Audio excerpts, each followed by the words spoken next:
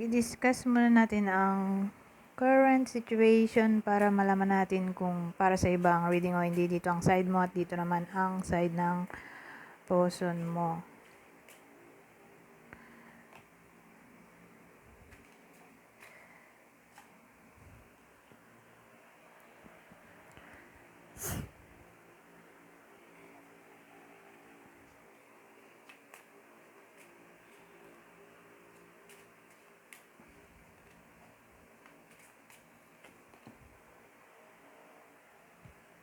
Ayusin ko lang sandali kasi gagawin ko tong thumbnail. Pero pwede nyo namang skip na tong part na to para mabilis. O pwede nyo ring i-adjust ang speed ng video na to. Pindutin nyo lang yung gear button dyan sa screen. At hanapin ang playback speed. At i-adjust nyo doon kung anong gusto nyong bilis.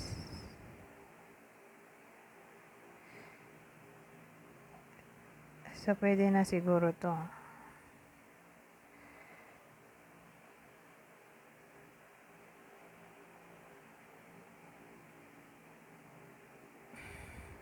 So, game.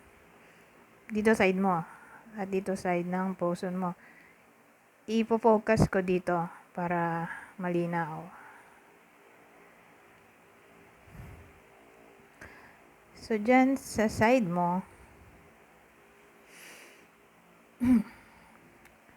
ano to? Inisip ko kung kayo pa ba o hindi na.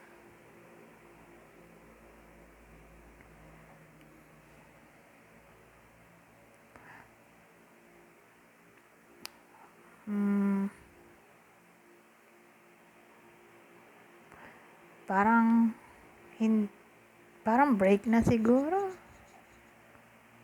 Break na siguro to. So, more like separation reading to.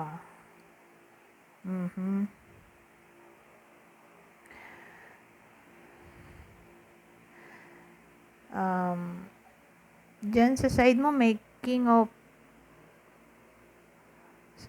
Spades tayo. So, more like in-embody mo ang masculine energy. So, kung babae ka, mag-resonate lang sa'yo ang reading na to. Kung in-embody mo ang masculine energy, okay, pero more like lalaki yung bida dito. So, either lalaking tao o lalaking energy. Okay, dahil may king nga tayo. So, ikaw ay X. Na para bang nahirapan ka sigurong mag-move on. Ganun ang dating. Obsessed ka pa rin siguro dito sa ex mo. Pero siya, kamusta naman? Anong balita sa kanya? Bakit ganyan?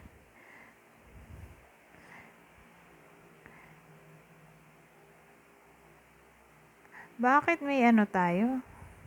Puro hearts, no? Ace of Hearts, Three of Hearts, Queen of Hearts. May queen din pala dito. Hindi ko napansin, ito lang tinignan ko. Although tinitingnan ko sila kanina, pero ito lang yung tinitingnan ko nga dahil dito lang nakafocus yung yung camera. Pero may queen din pala dito.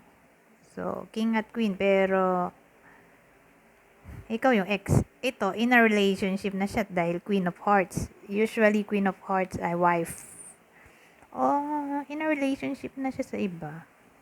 Saka may Ace of Hearts tayo dito. So, new love. So, ikaw talaga yung ex. Mukhang masaya naman siya sa kanyang love life. Pero, may Three of Hearts nga tayo.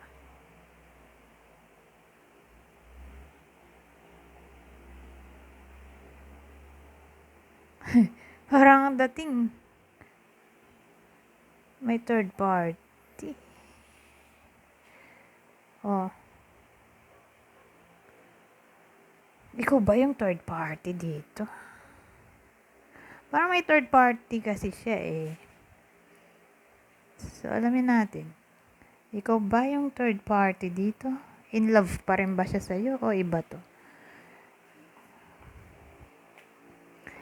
So, ikaw ba yung third party dito sa senaryong to?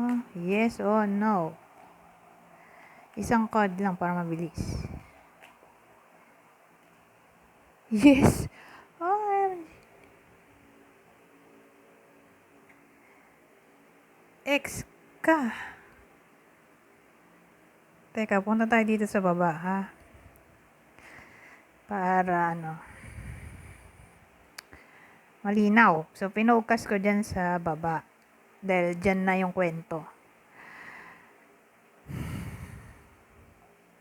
Ikaw pala yung third party. So, iniisip ko ngayon kung pinagsabay ba kayo o mahal ka pa niya. So, i-clear natin. Pinagsasabay niya ba kayo? Yes or no?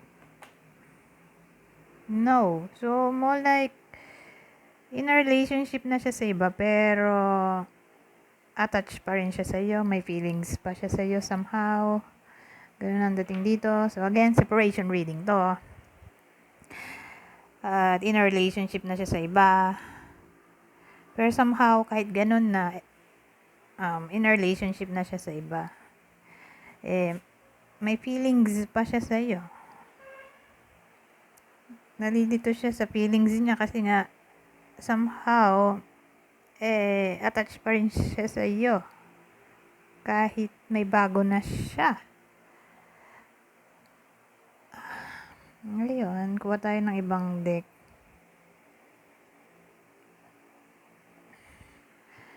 So, anong feelings niya para sa isa't isa? Ngayon na hindi na kayo nag-uusap. So, dito, side mo.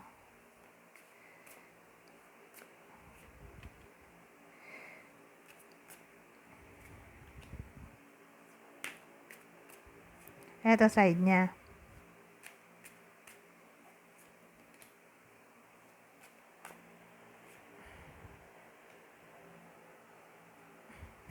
Si mukha nito, parehas tama sa mukha, yung kamay, ito din oh. Ang problemado. So, itas natin to.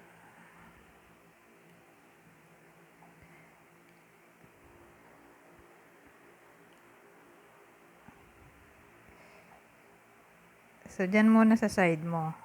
Focus natin dyan para malinaw. So, sabi sa side mo, new chapter. I am trying to move on, understanding. I see your side of the story. Overwhelmed. The stress from this is draining me. So, ang dating sa akin, tinatry mong unawain siya. Kasi understanding. O parang somehow, nilulugar mo yung sarili mo sa lugar niya. Kung paano niya tingnan ng mga bagay-bagay. Na para bang, inuunawa mo na lang siya literally sa naging desisyon niya. Dahil nga may iba na siya, eto, na-stress ka. Kasi nga somehow, may feelings ka rin sa kanya at obsessed ka nga eh. Nahihirapan ka nga mag-move on. Pero dahil nga may iba na siya, wala ka nang ibang choice kundi mag-move on at nahihirapan ka.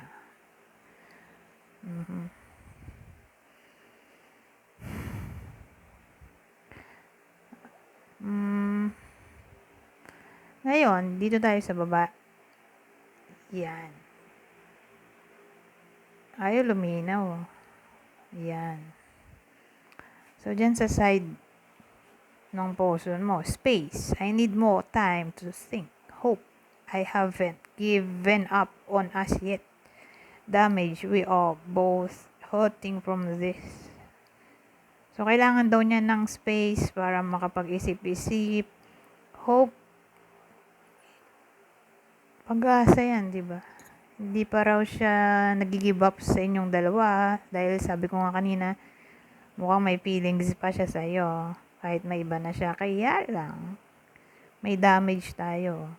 We are both hurting from this. So, ang dating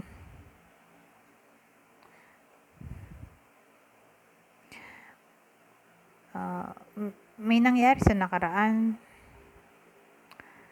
na nag-cause ng damage, malamang. Kaya nga break na kayo eh. So, ang dating, kahit mahal ka pa niya, ayaw niya na rin bumalik. Kaya nga napapaisip-isip siya. Gusto niya mag-isip-isip sa ngayon. Gusto niya ng time para makapag-isip-isip. Gusto niya ng space. Dahil may feelings pa nga siya sa'yo. Kaya lang, at the same time, nasasaktan din siya. Sa nangyari sa nakaraan nyo. At, pwede rin ganito. Oo, mahal ka pa niya. Kaya lang iba na sitwasyon ngayon. May iba na siya. So, hindi na siguro kayang ipaglaban ng sitwasyon nyo. Dahil in a relationship na siya. Kaya ayan. Nasasaktan din siya. Pares kayong nasasaktan dahil hindi na tama. Dahil may iba na siya.